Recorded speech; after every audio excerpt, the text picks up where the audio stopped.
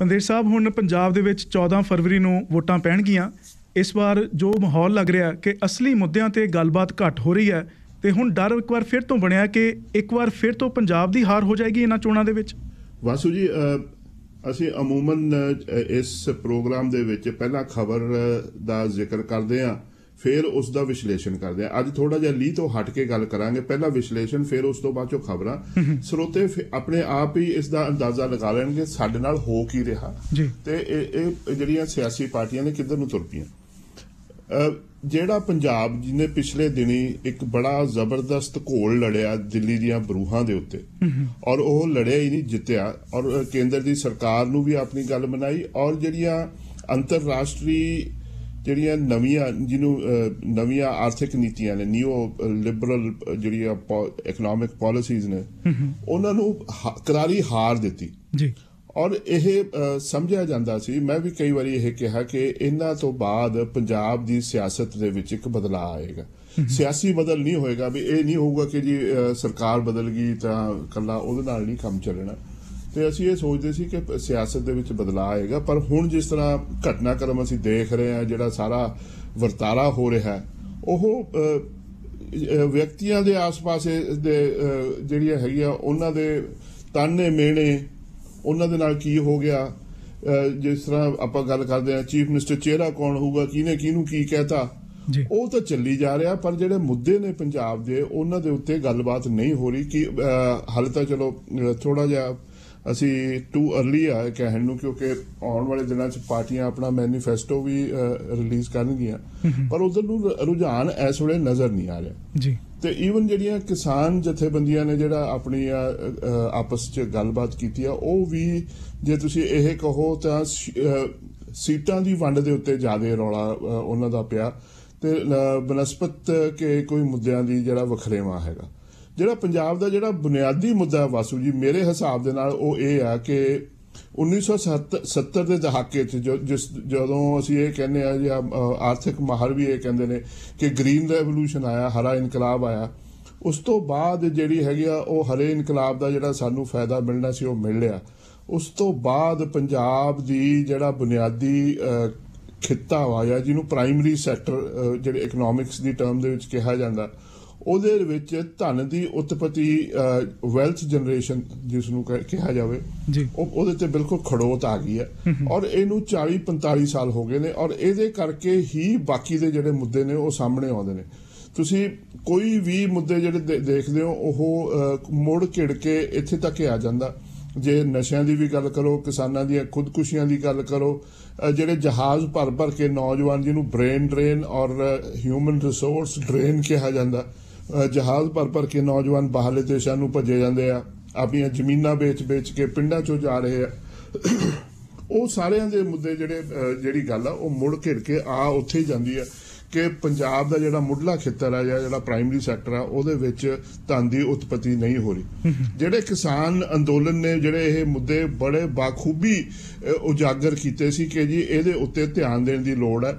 ਤੁਸੀਂ ਹਰ ਇੱਕ ਗੱਲ ਨੂੰ ਜਿਹੜਾ ਹੈਗਾ ਪ੍ਰਾਈਵੇਟਾਈਜੇਸ਼ਨ ਵਾਲੇ ਪਾਸੇ ਧੱਕੀ ਤੁਰੀ ਜਾਂਦੇ ਹੋ, ਜਾਂ ਜਿਹੜਾ ਕਾਰਪੋਰੇਟਾਈਜ਼ ਮਾਡਲ ਹੈਗਾ ਉਹਨੂੰ ਪ੍ਰਮੋਟ ਕਰ ਰਹੇ ਹੋ, ਉਹਦੇ ਨਾਲ ਇਹ ਮਸਲੇ ਹੱਲ ਨਹੀਂ ਜੇ ਹੋਣੇ। ਤੇ ਆਸ ਤਾਂ ਇਹ ਕੀਤੀ ਜਾਂਦੀ ਸੀ ਕਿ ਸ਼ਾਇਦ ਇਸ ਤੋਂ ਬਾਅਦ ਮਸਲਿਆਂ ਵੱਲ, ਜਿਹੜੇ ਮਸਲਿਆਂ ਦੇ ਹੱਲ ਵੱਲ ਜਿਹੜੀਆਂ ਸਿਆਸੀ ਪਾਰਟੀਆਂ ਨੇ, ਕਿਉਂਕਿ ਕਿਸਾਨ ਅੰਦੋਲਨ ਦੇ ਵਿੱਚ ਸਿਆਸੀ ਪਾਰਟੀਆਂ ਨੂੰ ਹਾਸ਼ੀਏ ਤੇ ਰੱਖਿਆ ਗਿਆ ਸੀ, ਉਹਨਾਂ ਨੂੰ ਜ਼ਿੰਮੇਦਾਰ ਠਹਿਰਾਇਆ ਗਿਆ ਸੀ ਕਿ ਜੀ ਤੁਸੀਂ ਇਸ ਜਿਹੜੀਆਂ ਪ੍ਰਸਥਿਤੀਆਂ ਨੇ ਇਹ ਪੈਦਾ ਕਰਨ 'ਚ ਤੁਹਾਡੀ ਸਾਰਿਆਂ ਦੀ ਜ਼ਿੰਮੇਵਾਰੀ ਹੈ। ਉਹਨਾਂ ਨੂੰ ਅਕਾਊਂਟੇਬਲ ਔਰ ਰਿਸਪੌਂਸਿਬਲ ਠਹਿਰਾਇਆ ਗਿਆ ਸੀ।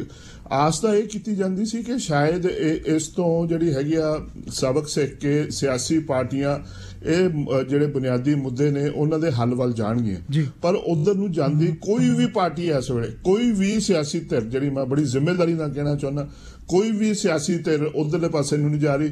ਆ ਜਿਹੜੇ ਮੁਫਤ ਦੇ ਗੱਫੇ ਵੰਡਣ ਦੀ ਕੋਸ਼ਿਸ਼ ਹੈ, ਇਹ ਲੋਕਾਂ ਨੂੰ ਰੁਝਾਉਣ ਦੀ ਕੋਸ਼ਿਸ਼ ਹੈ।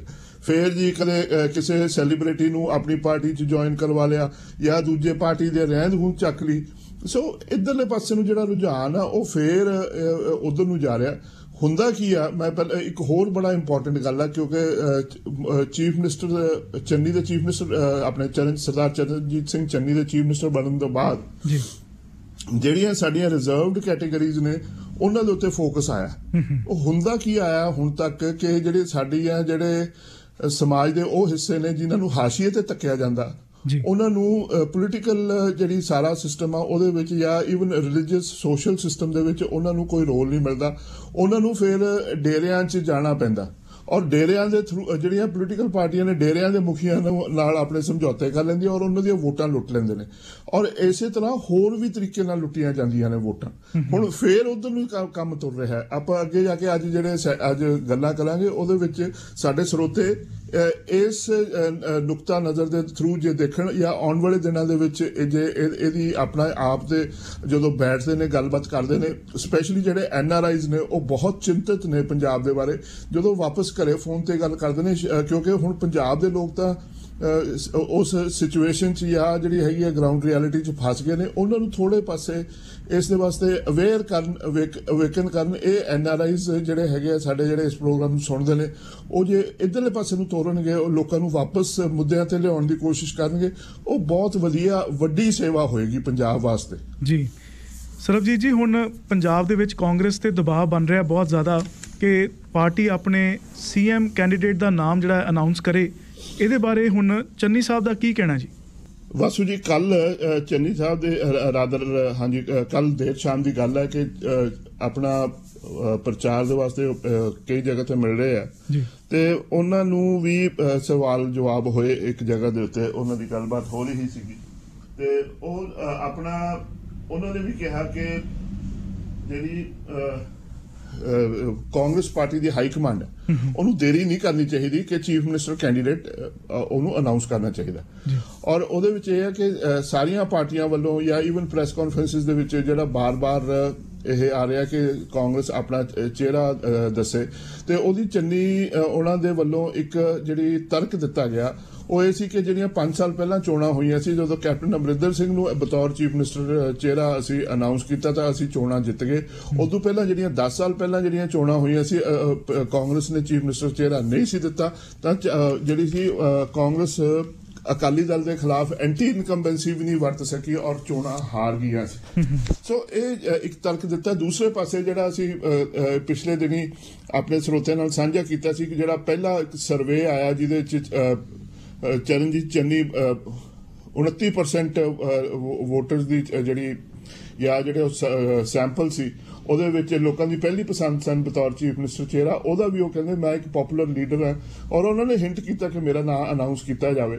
ਔਰ ਇਹ ਦਬਾਅ ਵਾਸੂ ਜੀ ਜਿਹੜਾ ਹੈਗਾ ਅਸੀਂ ਪਹਿਲੇ ਵੀ ਗੱਲ ਕਰ ਰਹੇ ਹਾਂ ਕਿ ਜਿਹੜੀਆਂ ਰਿਜ਼ਰਵਡ ਸੈਕਸ਼ਨਸ ਨੇ ਜਿਹਨਾਂ ਨੂੰ ਸ਼ਡਿਊਲ ਕਾਸਟ ਸੈਕਸ਼ਨ ਕਿਹਾ ਜਾਂਦਾ, ਜਿਹਦੀਆਂ ਸੀਟਾਂ ਵੀ ਰਿਜ਼ਰਵ ਹੁੰਦੀਆਂ ਨੇ, ਉਹਦੇ ਵੱਲੋਂ ਇਹ ਆ ਰਿਹਾ ਦਬਾਅ ਪਾਰਟੀ ਦੇ ਉੱਤੇ। ਅਗਰ ਤਾਂ ਚਰਨਜੀਤ ਚੰਨੀ ਨੂੰ ਬਤੌਰ ਚੀਫ ਮਿਨਿਸਟਰ ਚਿਹਰਾ ਕਾਂਗਰਸ ਐਲਾਨਦੀ ਆ ਫਿਰ ਤਾਂ ਸ਼ਾਇਦ ਉਹ ਉਲਰ ਕੇ ਵੋਟ ਬਹੁਤ ਵੱਡੇ ਹਿੱਸੇ 'ਚ ਐਜ਼ ਵੋਟ ਬੈਂਕ ਐਕਟ ਕਰਕੇ ਉਹ ਕਾਂਗਰਸ ਦੇ ਜਿਹੜੇ ਹੈਗੇ ਆ ਹਿੱਸੇ ਆ ਸਕਦੀਆਂ ਨੇ। ਅਗਰ ਮੁੱਖ ਮੰਤਰੀ ਚੰਨੀ ਨੂੰ ਨਹੀਂ ਅਨਾਉਂਸ ਕੀਤਾ ਜਾਂਦਾ ਚਿਹਰੇ ਉੱਤੇ ਫਿਰ ਕਾਂਗਰਸ ਕੌਨਫੀਡੈਂਸ ਦੇ ਨਾਲ ਜਿਹੜੀਆਂ ਰਿਜ਼ਰਵਡ ਸੈਕਸ਼ਨ ਦੀਆਂ ਵੋਟਾਂ ਨੇ ਉਹਨਾਂ ਦੇ ਉੱਤੇ ਜਿਹੜਾ ਹੈਗਾ ਆਪਣਾ ਕਲੇਮ ਨਹੀਂ ਕਰ ਸਕੂਗੀ, ਉਹ ਵੋਟ ਵੰਡੀ ਜਾਏਗੀ। ਔਰ ਉਹਦੇ ਵਿੱਚੋਂ ਜਿਹੜੀ ਮੈਂ ਕੁਝ ਮਾਹਰਾਂ ਨਾਲ ਗੱਲ ਕੀਤੀ ਆ, ਅਗਰ ਮੁੱਖ ਮੰਤਰੀ ਅਗਰ ਚੰਨੀ ਉਹਨਾਂ ਨੂੰ ਮੁੱਖ ਮੰਤਰੀ ਨਹੀਂ ਬਣਾਇਆ ਜਾਂਦਾ ਫਿਰ ਕਾਂਗਰਸ ਔਰ ਅਕਾਲੀ ਦਲ ਨੂੰ ਜਿਹੜੀ ਹੈਗੀ ਆ ਰਮਦਾਸੀਆ ਜਾਂ ਮਜ਼੍ਹਬੀ ਸਿੱਖਾਂ ਦੀਆਂ ਜਿਹੜੀਆਂ ਵੋਟਾਂ ਨੇ ਉਹ ਪੈਣੀਆਂ ਨੇ ਤੇ ਜਿਹੜੇ ਦੂਸਰੇ ਪਾਸੇ BJP ਔਰ BSP ਫਿਰ ਜਿਹੜੀ ਹੈਗੀ ਆ ਹੋਰ ਪਾਰਟੀਆਂ ਨੇ ਉਹਨਾਂ ਦੇ ਵਿੱਚ ਜਿਹੜੀ ਵਾਲਮੀਕੀ ਵੋਟ ਆ ਜਾਂ ਅਧਰਮੀਆਂ ਦੀ ਵੋਟ ਜਿਹੜੀ ਜਿਸ ਨੂੰ ਜਿਹੜੇ ਸੈਕਸ਼ਨ ਨੂੰ ਕਿਹਾ ਜਾਂਦਾ ਉਹ ਜਾਤਾਂ ਦੀਆਂ ਵੋਟਾਂ ਉਧਰਲੇ ਪਾਸੇ ਨੂੰ ਜਾਣ ਦੀ ਜਿਹੜੀ ਹੈਗੀ ਆ ਟ੍ਰੈਂਡ ਨਜ਼ਰ ਆ ਰਹੇ ਨੇ। ਸੋ ਪੰਜਾਬ ਦੇ ਵਿੱਚ ਪਿਛਲੇ ਦਿਨੀ ਸਿਰਫ ਜਿਹੜਾ ਹੈਗਾ ਫਿਰਕੂ ਤੌਰ ਦੇ ਉੱਤੇ ਹੀ ਵੰਡੀਆਂ ਨਹੀਂ ਪੈ ਰਹੀਆਂ ਐਤਕੀ ਵੋਟਾਂ ਦੀਆਂ, ਹੁਣ ਜਿਹੜੀ ਹੈਗੀ ਆ ਜਾਤ ਪਾਤ ਦੇ ਉੱਤੇ ਵੀ ਵੰਡੀਆਂ ਪੈ ਰਹੀਆਂ ਨੇ ਔਰ ਉਹਨਾਂ ਜਿਹੜੀਆਂ ਵੰਡੀਆਂ ਨੇ ਉਹਦੇ ਵਿੱਚੋਂ ਹੀ ਪ੍ਰੈਸ਼ਰ ਜਨਰੇਟ ਹੋ ਰਿਹਾ। ਸਿਆਸੀ ਪਾਰਟੀਆਂ ਇਹਨਾਂ ਨੂੰ ਕਿਸ ਤਰ੍ਹਾਂ ਡੀਲ ਕਰਨਗੀਆਂ ਇਹ ਵੀ ਬਹੁਤ ਦਿਲਚਸਪ ਕਹਾਣੀ ਹੋਏਗੀ। ਸਰਬਜੀਤ ਜੀ, ਹੁਣ ਕਾਂਗਰਸ ਦਾ ਤਾਂ ਪਤਾ ਨਹੀਂ ਪਰ ਆਮ ਆਦਮੀ ਪਾਰਟੀ ਨੇ ਇਹ ਗੱਲ ਸਾਫ਼ ਕੀਤੀ ਹੈ ਕਿ ਉਹਨਾਂ ਵੱਲੋਂ ਆਪਣੇ CM ਕੈਂਡੀਡੇਟ ਦਾ ਐਲਾਨ ਅਗਲੇ ਹਫ਼ਤੇ ਕਰ ਦਿੱਤਾ ਜਾਵੇਗਾ। ਵਾਸੂ ਜੀ, ਅਸੀਂ ਪਹਿਲਾਂ ਵੀ ਗੱਲ ਕਰ ਰਹੇ ਸੀ, ਗੱਲ ਚਿਹਰੇ ਦੇ ਉੱਤੇ ਹੀ ਆ ਰਹੀ ਆ, ਮੁੱਦੇ ਦੇ ਉੱਤੇ ਨਹੀਂ ਆ ਰਹੀ ਜੀ।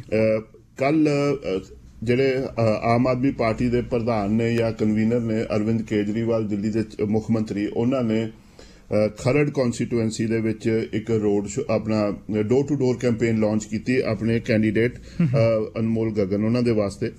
ਸੋ ਨਾਲ ਭਗਵੰਤ ਮਾਨ ਵੀ ਸਨ, ਉਹਨਾਂ ਦੇ ਕਾਫੀ ਲੋਕਾਂ ਵੱਲੋਂ ਉਤਸ਼ਾਹਕ ਰਿਸਪੌਂਸ ਵੀ ਮਿਲਿਆ ਜੀ। ਉਹਦੇ ਵਿੱਚ ਉਹਨਾਂ ਨੇ ਪੈਂਫਲੇਟ ਵੀ ਵੰਡੇ, ਆਪਣਾ ਇੱਕ 10 ਪੁਆਇੰਟ ਪ੍ਰੋਗਰਾਮ ਦਿੱਤਾ ਵੀ ਹਾਂਜੀ ਮੁੱਢਲੀ ਵੀ ਅਸੀਂ ਪੰਜਾਬ ਦਾ ਕੀ ਕੁਝ ਕਰਨਾ ਚਾਹੁੰਦੇ ਹਾਂ ਹਾਲੇ ਮੈਨੀਫੈਸਟੋ। ਉਹਦੇ ਬਾਅਦ ਚੋਂ ਕੁਝ ਪੱਤਰਕਾਰਾਂ ਦੇ ਨਾਲ ਗੱਲ ਕਰਦੇ ਇਹ ਗੱਲ ਉਹਨਾਂ ਨੂੰ ਪੁੱਛੀ ਗਈ ਕਿ ਕੀ ਆਮ ਆਦਮੀ ਪਾਰਟੀ ਇੱਕ ਚੀਫ ਮਿਨਿਸਟਰ ਕੈਂਡੀਡੇਟ ਅਨਾਉਂਸ ਕਰੇਗਾ, ਤਾਂ ਉਹਨਾਂ ਨੇ ਇਹ ਸਪਸ਼ਟ ਕਰ ਦਿੱਤਾ ਕਿ ਆਉਣ ਵਾਲੇ ਹਫ਼ਤੇ ਦੇ ਅੰਦਰ ਅੰਦਰ ਅਸੀਂ ਚੀਫ ਮਿਨਿਸਟਰ ਦਾ ਚਿਹਰਾ ਅਨਾਉਂਸ ਕਰ ਦਿਆਂਗੇ। ਕਿਉਂਕਿ ਪਿਛਲੇ ਦਿਨੀ ਜਿਹੜਾ 2-3 ਮਹੀਨਿਆਂ ਤੋਂ ਪਹਿਲਾਂ ਦੀ ਗੱਲ ਹੈ, ਜਿਹੜੀ ਆਮ ਆਦਮੀ ਪਾਰਟੀ ਸੀ ਉਹ ਆਪਣਾ ਚੀਫ ਮਿਨਿਸਟਰ ਕੈਂਡੀਡੇਟ ਬਾਹਰਲੇ ਪਾਰਟੀਆਂ ਦੇ ਵਿੱਚੋਂ ਜਾਂ ਕਿਸਾਨ ਜਥੇਬੰਦੀਆਂ ਦੇ ਵਿੱਚੋਂ ਤਲਾਸ਼ ਰਹੀ ਸੀ, ਉਹ ਸ਼ਾਇਦ ਨਹੀਂ ਹੋ ਸਕਿਆ।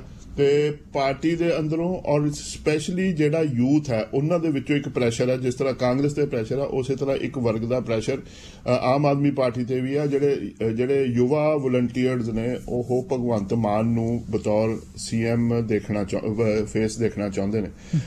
ਜਿਹੜੀ ਅਸੀਂ ਪਹਿਲਾਂ ਵੀ ਪੋਲ ਸਰਵੇ ਦੀ ਗੱਲ ਕੀਤੀ ਆ, ਉਹਦੇ ਵਿੱਚ ਚਰਨਜੀਤ ਚੰਨੀ ਉਹਨਾਂ ਤੋਂ ਬਾਅਦ ਜੇ ਚਰਨਜੀਤ ਚੰਨੀ ਉਹਨਾਂ ਨੂੰ 29% ਵੋਟਾਂ ਪੈਂਦੀਆਂ ਨੇ ਤਾਂ ਭਗਵੰਤ ਮਾਨ ਨੂੰ 23% ਵੋਟਾਂ ਪਈਆਂ ਬਤੌਰ CM ਚਿਹਰਾ ਦੇਖਣਾ ਚਾਹੁੰਦੇ ਨੇ ਲੋਕ। ਸੋ ਇਹ ਕਾਫੀ ਇੰਪ੍ਰੈਸਿਵ ਹੈ ਤੇ ਭਗਵੰਤ ਮਾਨ ਦੀ ਆਪਣੀ ਇੱਕ ਫੈਨ ਫੋਲੋਇੰਗ ਵੀ ਹੈ, ਉਹ ਸਾਰੇ ਦੀ ਸਾਰੀ ਉਹ ਤਾਂ ਹੈ ਹੀ ਹੈ ਸਾਰੇ ਦਾ। ਇੱਕ ਹੋਰ ਸਵਾਲ ਜਿਹੜਾ ਸੀਗਾ ਬੜਾ ਦਿਲਚਸਪ ਸਵਾਲ ਸੀਗਾ, ਅਰਵਿੰਦ ਕੇਜਰੀਵਾਲ ਉਹਨਾਂ ਨੂੰ ਪੁੱਛਿਆ ਗਿਆ ਕਿ ਜਿਹੜਾ ਸੰਯੁਕਤ ਸਮਾਜ ਮੋਰਚਾ ਦੇ ਨਾਲ ਤੁਹਾਡੀ ਜਿਹੜੀ ਗੱਠਜੋੜ ਦੀ ਗੱਲ ਕਿਵੇਂ ਟੁੱਟੀ, ਉਹਦਾ ਕੀ ਅਸਰ ਹੋਊਗਾ। ਤਾਂ ਉਹਨਾਂ ਨੇ ਕਿਹਾ ਜਿਹੜੀ ਗੱਲਬਾਤ ਚਲੋ ਉਹ ਤਾਂ ਸਾਰੇ ਸਾਡੇ ਸਰੋਤਿਆਂ ਨੂੰ ਪਤਾ ਹੀ ਹੈ ਕਿ ਕਿਵੇਂ ਟੁੱਟੀ, ਸੀਟਾਂ ਦੀ ਵੰਡ ਦੇ ਉੱਤੇ ਰੌਲਾ ਪੈ ਗਿਆ। ਤੇ ਪਰ ਅਰਵਿੰਦ ਕੇਜਰੀਵਾਲ ਉਹਨਾਂ ਨੇ ਬੜਾ ਸਪਸ਼ਟ ਸ਼ਬਦਾਂ 'ਚ ਇਹ ਮੰਨਿਆ ਕਿ ਇਹ ਗੱਠਜੋੜ ਨਾ ਹੋਣ ਕਰਕੇ ਜਿਹੜੀ ਆਮ ਆਦਮੀ ਪਾਰਟੀ ਦਾ ਕਾਫੀ ਨੁਕਸਾਨ ਹੋ ਸਕਦਾ, ਕਿਉਂਕਿ ਜਿਹੜੀਆਂ ਵੋਟਾਂ ਸੰਯੁਕਤ ਸਮਾਜ ਮੋਰਚੇ ਨੂੰ ਪੈਣੀਆਂ ਨੇ ਉਹ ਦਰਅਸਲ ਆਮ ਆਦਮੀ ਪਾਰਟੀ ਦੀਆਂ ਹੀ ਵੋਟਾਂ ਹੋਣਗੀਆਂ।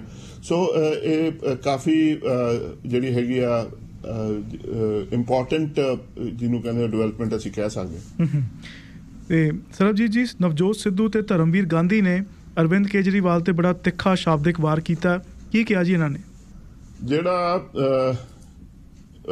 ਕਿਉਂਕਿ ਅਸੀਂ ਹੁਣੇ ਗੱਲ ਸਾਂਝੀ ਕੀਤੀ ਹੈ ਕਿ ਆਪਣੇ ਰੋਡ ਸ਼ੋ ਆਪਣਾ ਡੋਰ ਟੂ ਡੋਰ ਕੈਂਪੇਨ ਜਿਹੜੇ ਰੋਡ ਸ਼ੋਜ਼ ਨੇ ਉਹ ਇਲੈਕਸ਼ਨ ਕਮਿਸ਼ਨ ਵੱਲੋਂ ਉਹਨਾਂ ਤੇ ਪਾਬੰਦੀ ਹੈ ਹਾਲੇ। So door to door campaign allowed ਹੈ, ਉਹਦੇ ਤੇ ਵੀ ਇਲੈਕਸ਼ਨ ਕਮਿਸ਼ਨ ਵੱਲੋਂ ਨੋਟਿਸ ਆ ਗਿਆ ਅਰਵਿੰਦ ਕੇਜਰੀਵਾਲ ਨੂੰ ਕਿ ਤੁਸੀਂ 5 ਬੰਦਿਆਂ ਤੋਂ ਵੱਧ ਬੰਦੇ ਤੁਹਾਡੇ ਨਾਲ ਸੀ ਤੇ ਤੁਸੀਂ ਇਹ ਨਹੀਂ ਸੀ ਕਰ ਸਕਦੇ। ਜਿਹੜੇ ਉਹਨਾਂ ਨੇ 10 ਪੁਆਇੰਟ ਆਪਣਾ ਮਾਡਲ ਦੇਣ ਦੀ ਕੋਸ਼ਿਸ਼ ਕੀਤੀ ਤੇ ਉਹਦੇ 'ਚ ਉਹਦਾ ਰਿਸਪੌਂਸ ਜਿਹੜਾ ਸੀ ਉਹ ਟਵੀਟ ਕਰਕੇ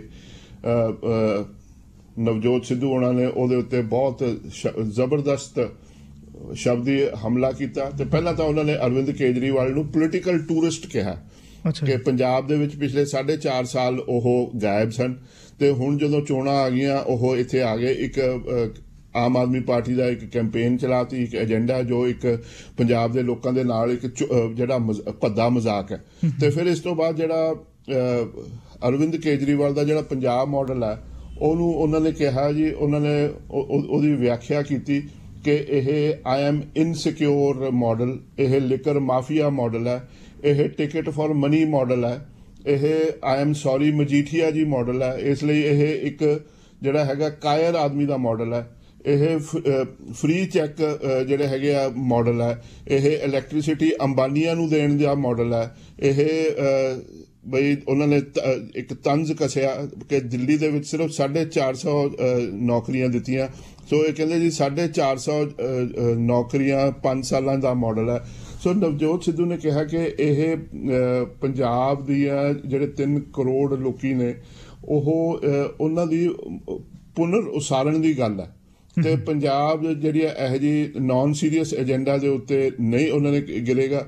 ਤੇ ਕਿਉਂਕਿ ਜਿਹੜਾ ਹੈਗਾ ਮਾਫੀਆ ਚੋਂ ਕੱਢਣਾ ਪੰਜਾਬ ਨੂੰ ਬਹੁਤ ਜ਼ਰੂਰੀ ਹੈ ਤੇ ਇਹਦੇ ਵਿੱਚ ਉਹਨਾਂ ਨੇ ਜਿਹੜੀ ਅਰਵਿੰਦ ਕੇਜਰੀਵਾਲ ਦਾ ਕੱਲ ਦਾ ਜਿਹੜਾ ਪ੍ਰੋਗਰਾਮ ਸੀ ਉਹਦੇ ਉੱਤੇ ਉਹਨਾਂ ਨੂੰ ਇਹ ਕਿਹਾ ਕਿ ਤੁਸੀਂ ਉਹਨਾਂ ਨੂੰ ਇਹ ਕਿਹਾ ਕਿ ਜਿਹੜਾ ਨਵਜੋਤ ਸਿੱਧੂ ਨੇ ਪੰਜਾਬ ਮਾਡਲ ਦਿੱਤਾ ਸੀ ਉਹਦੀ ਉਹ ਨਕਲ ਕਰਨ ਦੀ ਕੋਸ਼ਿਸ਼ ਕਰ ਰਹੇ। ਦੂਸਰੇ ਪਾਸੇ ਕਾਫੀ ਜਿਹੜੇ ਰਿਸਪੈਕਟਡ ਲੀਡਰ ਨੇ ਬੜੇ ਸੈਕਸ਼ਨ ਦੇ ਵਿੱਚ ਸਾਬਕਾ ਪਾਰਲੀਮੈਂਟ ਮੈਂਬਰ ਪਾਰਲੀਮੈਂਟ ਵੀ ਨੇ, ਡਾਕਟਰ ਧਰਮਵੀਰ ਗਾਂਧੀ ਪਟਿਆਲੇ ਤੋਂ, ਉਹਨਾਂ ਨੇ ਜਿਹੜੀ ਸੀਗੀਆਂ 2014 ਦੀਆਂ ਚੋਣਾਂ ਦੇ ਵਿੱਚ ਪਰਨੀਤ ਕੌਰ ਜੀ ਨੂੰ ਹਰਾ ਕੇ ਆਪਣਾ ਉੱਥੇ ਆਮ ਆਦਮੀ ਪਾਰਟੀ ਵਾਸਤੇ ਜਿੱਤ ਹਾਸਲ ਕੀਤੀ ਸੀ।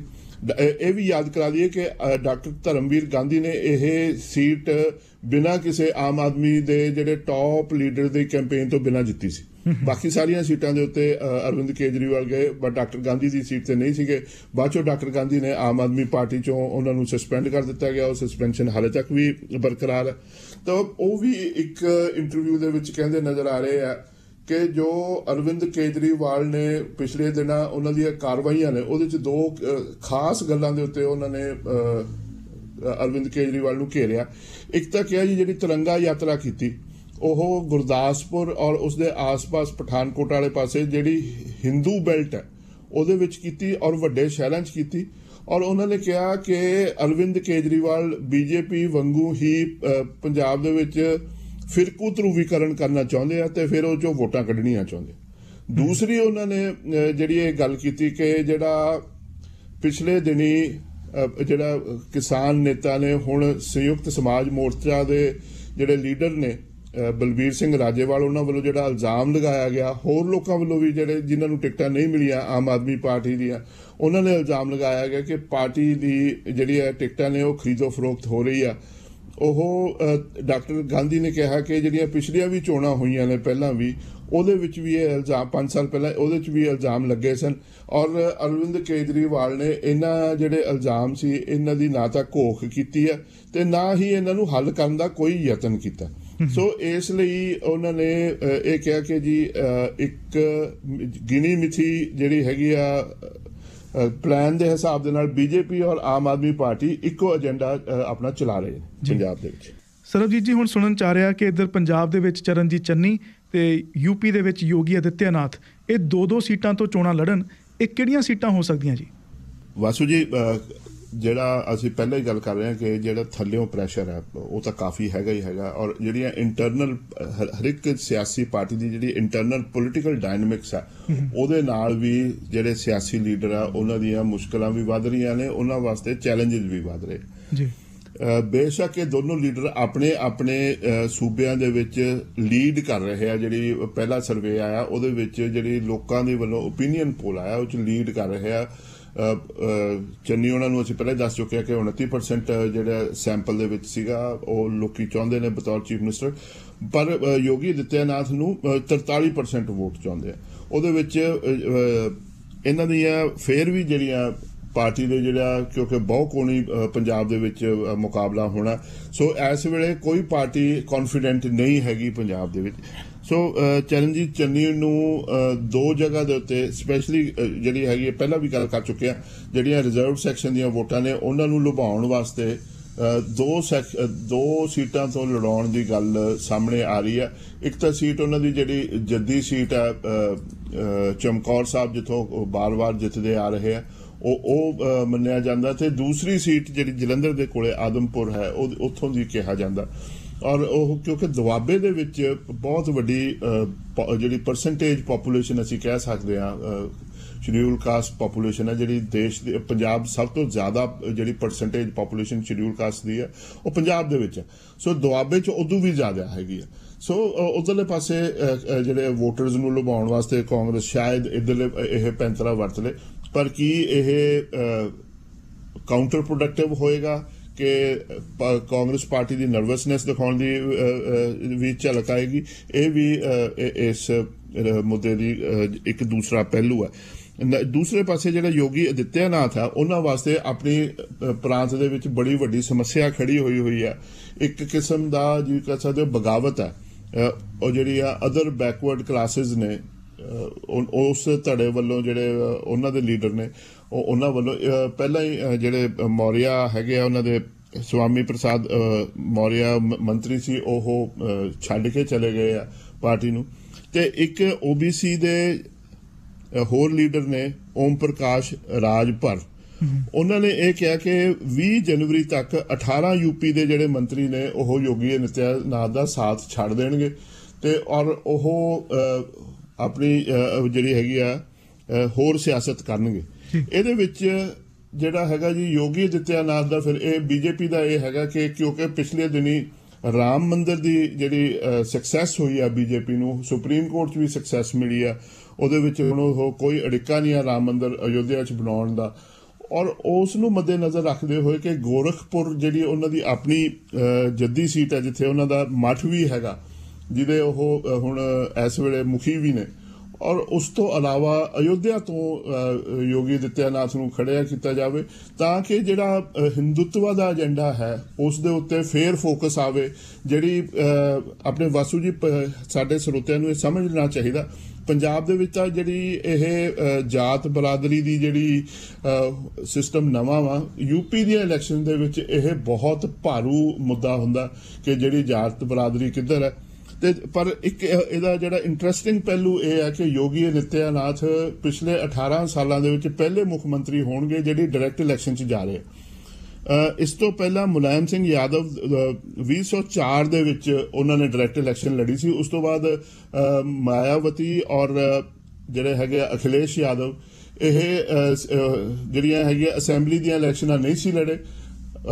UP ਦੇ ਵਿੱਚ ਲੈਜਿਸਲੇਟਿਵ ਕਾਉਂਸਲ ਵੀ ਹੈ, ਉਹ ਲੈਜਿਸਲੇਟਿਵ ਕਾਉਂਸਲ ਦੇ ਜਿਸ ਤਰ੍ਹਾਂ ਪ੍ਰਧਾਨ ਮੰਤਰੀ ਆਪਣੇ ਡਾਕਟਰ ਮਨਮੋਹਨ ਸਿੰਘ ਰਾਜ ਸਭਾ ਦੇ ਮੈਂਬਰ ਸੀ, ਉਸੇ ਤਰ੍ਹਾਂ ਲੈਜਿਸਲੇਟਿਵ ਕਾਉਂਸਲ ਦੇ ਉਹ ਮੈਂਬਰ ਬਣ ਕੇ ਉਹ ਮੁੱਖ ਮੰਤਰੀ ਬਣੇ ਸੀ। ਇਹ ਕੁਝ ਦਿਲਚਸਪ ਪਹਿਲੂ ਜਿਹੜੇ ਹੈਗੇ ਉਹ ਸਾਹਮਣੇ ਆ ਰਹੇ ਨੇ ਹੁਣ UP ਦੀਆਂ ਚੋਣਾਂ ਦੇ ਵਿੱਚੋਂ ਵੀ।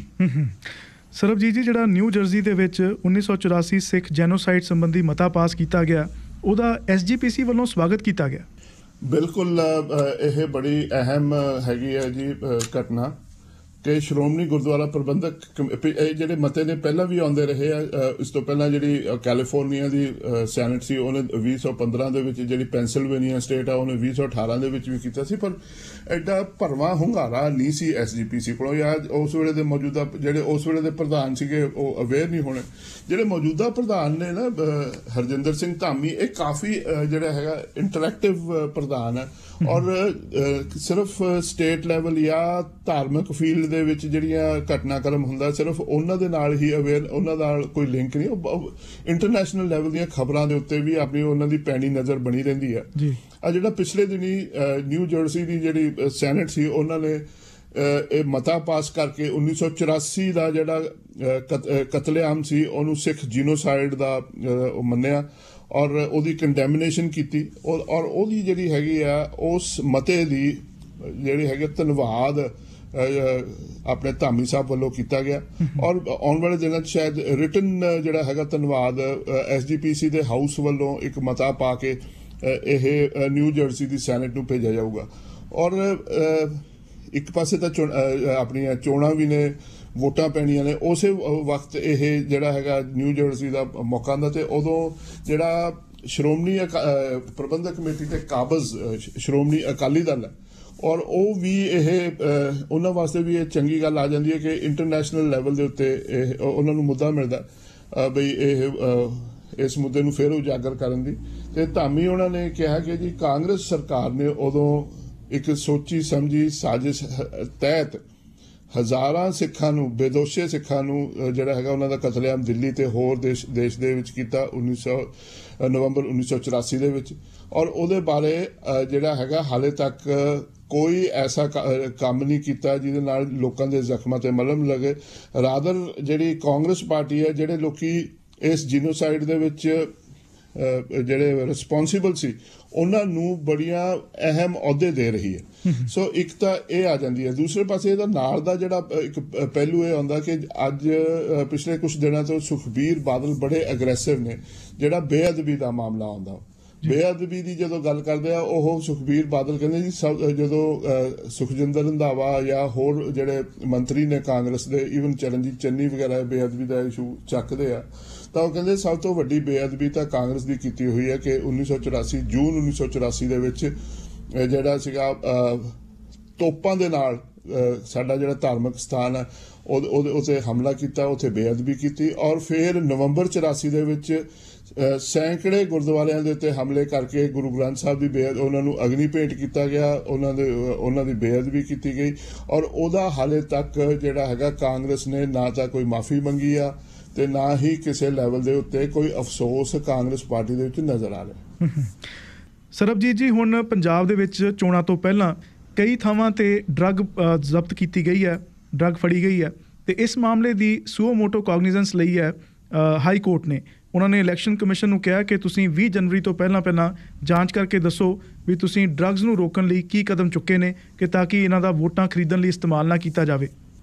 ਵਾਸੂ ਜੀ, ਪੰਜਾਬ ਤੇ ਹਰਿਆਣਾ ਹਾਈ ਕੋਰਟ ਦੇ ਜੱਜ ਆਪਣੇ ਜਸਟਿਸ ਜੈਨ, ਪੰਕਜ ਜੈਨ ਉਹਨਾਂ ਦਾ ਨਾਮ ਆ, ਉਹਨਾਂ ਨੇ ਇਸ ਗੱਲ ਦਾ ਸੂਓ ਮੋਟੋ ਜਿਹੜਾ ਇਹ ਮਤਲਬ ਬਿਨਾਂ ਕਿਸੇ ਪਟੀਸ਼ਨ ਫਾਈਲ ਕੀਤੇ ਕੋਰਟ ਆਪਣੇ ਆਪ ਹੀ ਇਹ ਕੇਸ ਸ਼ੁਰੂ ਕਰ ਦਿੰਦੀ ਹੈ। ਉਹ ਮੈਂ ਆਪਣੇ ਸਰੋਤਿਆਂ ਨੂੰ ਥੋੜਾ ਜਿਹਾ ਸਮਝਾ ਦਈਏ।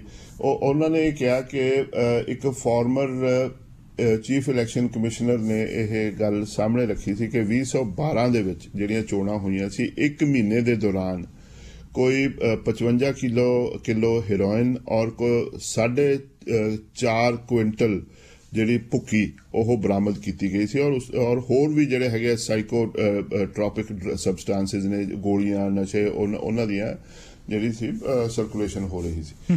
ਔਰ ਉਸ ਬੈਕਗਰਾਊਂਡ ਨੂੰ ਮੱਦੇਨਜ਼ਰ ਰੱਖਦੇ ਉਹਨਾਂ ਨੇ ਕਿਹਾ ਜੀ ਪਿਛਲੇ ਦਿਨੀ ਜਿਹੜੇ ਆਪਣੇ ਸੀਨੀਅਰ ਜੱਜ ਜਸਟਿਸ ਅਜੇ ਤਿਵਾੜੀ ਦੇ ਨਾਲ ਬੈਠ ਕੇ ਔਰ ਕਈ ਡਰੱਗਸ ਨਾਲ ਰਿਲੇਟਡ ਜਿਹੜੀਆਂ ਡਰੱਗਸ ਦੇ ਸੀਜ਼ਰਸ ਹੋਏ ਆ ਇਹਨਾਂ ਦਿਨਾਂ ਦੇ ਵਿੱਚ, ਉਹਨਾਂ ਦੀਆਂ ਜਿਹੜੀਆਂ ਪਟੀਸ਼ਨਸ ਉਹਨਾਂ ਦੇ ਚੱਲਦੀਆਂ ਨੇ, ਕੇਸ ਚੱਲਦੇ ਆ ਉਹਨਾਂ ਦੇ ਸਾਹਮਣੇ, ਉਹਨਾਂ ਨੂੰ ਮੱਦੇਨਜ਼ਰ ਰੱਖਦੇ ਉਹਨਾਂ ਨੇ ਪੰਜਾਬ ਸਰਕਾਰ ਔਰ ਇਲੈਕਸ਼ਨ ਕਮਿਸ਼ਨ ਨੂੰ ਕਿਹਾ ਕਿ ਕੀ ਸਟੈਪਸ ਲਏ ਜਾ ਰਹੇ ਨੇ ਕਿ ਆਉਣ ਵਾਲੀਆਂ ਜਿਹੜੀਆਂ ਚੋਣਾਂ ਨੇ ਜਿਨ੍ਹਾਂ ਦੇ ਉਹ ਸਾਰਾ ਅਨਾਉਂਸ ਹੋ ਚੁੱਕਿਆ, ਉਹਦੇ ਵਿੱਚ ਇਹ ਜਿਹੜੀਆਂ ਨਸ਼ੇ ਨੇ, ਅਸੀਂ ਸਾਡੇ ਪੰਜਾਬ ਦੇ ਵਿੱਚ ਸਾਰਿਆਂ ਨੂੰ ਸਰੋਤਿਆਂ ਨੂੰ ਪਤਾ ਕਿ ਸ਼ਰਾਬ, ਭੁੱਕੀ, ਅਫੀਮ, ਹੁਣ ਅੱਜ ਕੱਲ੍ਹ ਦਾ ਚਿੱਟਾ ਵੀ, ਇਹੋ ਜਿਹੀਆਂ ਚੀਜ਼ਾਂ ਦੇ ਕੇ ਵੋਟਾਂ ਖਰੀਦੀਆਂ ਜਾਂਦੀਆਂ ਨੇ। ਉਹਨਾਂ ਨੇ ਡਰੱਗਸ ਫਾਰ ਵੋਟ ਜਿਹੜਾ ਕੇਸ ਨੂੰ ਨਾਂ ਦਿੱਤਾ।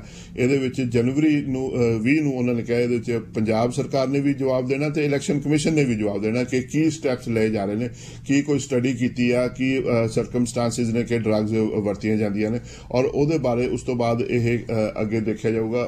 ਕੋਰਟ ਦੇ ਇਹ ਸਟ੍ਰਿਕਟ ਸੀ ਕਿ ਜਿਹੜੀਆਂ ਡਰੱਗਸ ਦੇ ਕੇ ਵੋਟਾਂ ਨਹੀਂ ਲਈਆਂ ਜਾ ਸਕਦੀਆਂ, ਇਹ ਪਾਬੰਦੀ ਹੋਣੀ ਚਾਹੀਦੀ ਹੈ, ਬੰਦ ਕਰ ਦੇਣਾ ਚਾਹੀਦਾ। ਸਰਬਜੀਤ ਜੀ, ਹੁਣ ਪੰਜਾਬ ਤੇ ਭਾਰਤ ਦੇ ਵਿੱਚ ਵੀ ਕੋਵਿਡ-19 ਨੂੰ ਲੈ ਕੇ ਸਥਿਤੀ ਗੰਭੀਰ ਹੁੰਦੀ ਜਾ ਰਹੀ ਹੈ। ਇੱਕ ਦਿਨ ਦੇ ਵਿੱਚ ਕੋਵਿਡ-19 ਦੇ ਮਾਮਲਿਆਂ ਦਾ ਸਭ ਤੋਂ ਵੱਧ ਜਿਹੜਾ ਇਜ਼ਾਫਾ ਉਹ ਦਰਜ ਕੀਤਾ ਗਿਆ ਜੀ। ਵਾਸੂ ਜੀ, ਇੱਕ ਸਿੰਗਲ ਡੇ ਭਾਰਤ ਦੇ ਵਿੱਚ ਪਿਛਲੇ 24 ਘੰਟੇ 'ਚ 2.5 ਲੱਖ ਨਵੇਂ ਕੇਸ ਆਏ ਆ, ਜੋ ਕਿ ਹੁਣ ਤੱਕ ਦਾ ਜਿਸ ਦਿਨ ਦੀ ਇਹ ਮਹਾਮਾਰੀ ਸ਼ੁਰੂ ਹੋਈ ਹੈ ਉਸ ਦਿਨ ਤੋਂ ਇਹ ਲੈ ਕੇ ਹੁਣ ਤੱਕ ਦਾ ਸਭ ਤੋਂ ਵੱਡਾ ਸਿੰਗਲ ਡੇ ਇਨਕਰੀਜ਼ ਆ। ਔਰ ਜਿਹੜਾ 2021 ਦੇ ਵਿੱਚ ਅਪ੍ਰੈਲ ਦੇ ਵਿੱਚ ਹੋਇਆ ਸੀ ਉਹਦੇ ਨਾਲੋਂ ਆਲਮੋਸਟ 50,000 ਜ਼ਿਆਦਾ ਹੈ। ਪਰ ਥੋੜੀ ਜਿਹੀ ਇਹਦੇ ਵਿੱਚ ਰਾਹਤ ਦੀ ਗੱਲ ਤਾਂ ਇਹ ਹੈ ਕਿ ਪਿਛਲੇ 24 ਘੰਟਿਆਂ 'ਚ 203 ਜਿਹੜੀਆਂ ਮੌਤਾਂ ਹੋਈਆਂ ਨੇ। ਜਦੋਂ ਕੰਪੇਅਰ ਕਰੀਏ ਇਹਨੂੰ ਅਪ੍ਰੈਲ 2021 ਜਦੋਂ 2 ਲੱਖ ਦਾ ਜੰਪ ਆਇਆ ਸੀ ਇੱਕ ਦਿਨ 'ਚ, ਉਦੋਂ 896 ਮੌਤਾਂ ਹੋਈਆਂ ਸੀ। ਮੌਤਾਂ ਤਾਂ ਹੁਣ ਵੀ ਹੋ ਰਹੀਆਂ ਨੇ ਔਰ ਵੱਧ ਵੀ ਰਹੀਆਂ ਨੇ। ਔਰ ਇਹ ਜਿਹੜਾ ਹੈਗਾ ਮਾਹਰ ਇਹ ਕਹਿ ਰਿਹਾ ਕਿ ਜਿਹੜਾ ਓਮਿਕਰੋਨ ਦੇ ਨਾਲ ਫੈਲਾਅ ਬਹੁਤ ਜ਼ਿਆਦਾ ਹੋ ਰਿਹਾ, ਔਰ ਇਹ ਹੈਗਾ ਕਿ ਜਨਵਰੀ ਦੇ ਆਖਰੀ ਹਫ਼ਤੇ ਜਾਂ ਫਰਵਰੀ ਦੇ ਪਹਿਲੇ ਹਫ਼ਤੇ ਦੇ ਵਿੱਚ ਇਹ ਮਹਾਮਾਰੀ ਜਿਹੜੀ ਓਮਿਕਰੋਨ ਵਾਲੀ ਮਹਾਮਾਰੀ ਆ, ਇਸ ਵੇਰੀਐਂਟ ਵਾਲੀ, ਇਹ ਪੀਕ ਕਰ ਜੂਗੀ ਔਰ ਫਰਵਰੀ ਐਂਡ ਤੱਕ ਇਹ ਸ਼ਾਇਦ ਘਟਣੀ ਸ਼ੁਰੂ ਹੋ ਜੂਗੀ। ਤੇ ਪੰਜਾਬ ਦੀਆਂ ਚੋਣਾਂ 14 ਫਰਵਰੀ ਨੂੰ ਨੇ। ਸੋ ਜਦੋਂ ਇਹ ਪੀਕ ਦੇ ਉੱਤੇ ਹੋਏਗੀ ਉਦੋਂ ਚੋਣਾਂ ਦਾ ਮਾਹੌਲ ਹੈ। ਮੇਰੇ ਹਿਸਾਬ ਦੇ ਨਾਲ ਰੈਲੀਆਂ ਜਾਂ ਉਹ ਆਉਣ ਵਾਲੇ ਦਿਨਾਂ ਦੇ ਸ਼ਾਇਦ ਨਾ ਹੋ ਸਕਣ ਤੇ ਇਹਦਾ ਜਿਹੜਾ ਪਰਛਾਵਾਂ ਜਿਹੜਾ ਹੈ ਉਹ ਪੰਜਾਬ ਦੀਆਂ ਚੋਣਾਂ ਦੇ ਉੱਤੇ, ਆਮ ਜ਼ਿੰਦਗੀ ਦੇ ਉੱਤੇ ਵੀ ਹੋ ਰਿਹਾ। ਔਰ ਉਹਨਾਂ ਦਾ ਵੀ ਸੋਚਣਾ ਚਾਹੀਦਾ ਕਿ ਜੀ ਜਿਨ੍ਹਾਂ ਦੇ ਬਹੁਤ ਨਜ਼ਦੀਕੀ ਲੋਕ ਇਸ ਦੁਨੀਆ ਨੂੰ ਛੱਡ ਕੇ ਇਸ ਮਹਾਮਾਰੀ ਦੇ ਦੌਰਾਨ ਚਲੇ ਗਏ, ਬੜੀ ਗੰਭੀਰ ਸਿਚੁਏਸ਼ਨ ਹੈ।